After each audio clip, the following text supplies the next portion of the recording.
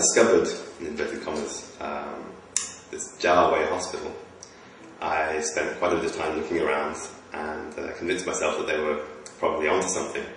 Not least because the hospital itself is very large, and it seems to me to make no sense to invest that much capital in a treatment which has no efficacy or limited efficacy. But it struck me also that there's a real credibility problem for foreigners who might be thinking about coming here to get this treatment. And that stems from a number of factors. I mean, the first of all is that the hospital is in China, and certainly for Western medicine, at least Western medical techniques, China isn't generally perceived to be at the forefront. But it gets worse than that. Prostatitis itself is on the fringe of urology. If you look at any urology journal or textbook, the amount of space that's devoted to prostatitis is very limited. Perhaps 10% of the total, if that.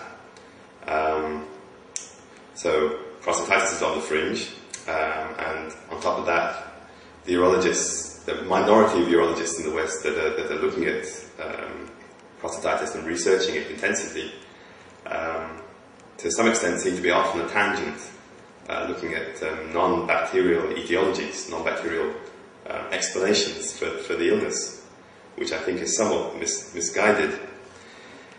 On top of that, the Zha-Wei therapy uses intraprostatic injections, and this kind of drug delivery method is pretty uncommon outside China, despite the fact it was originated in the US in the 1980s, well, by a Belgian urologist, I believe, but who was practicing in the US at the time.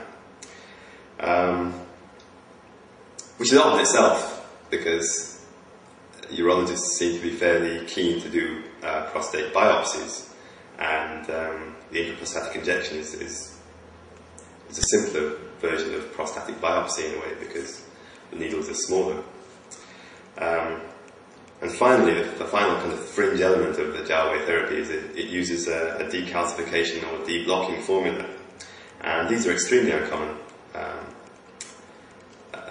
But they claim that this is one of the key aspects of the treatment, and without it, its efficacy would be much lower. And finally, the treatment has no supporting clinical trials that I'm aware of. So in an awful lot of ways, the therapy that the Zha-Wei hospital is based around is on the fringe, somewhat mysterious, and can't be said to be well supported by good evidence. And that's a problem that I hope to somewhat overcome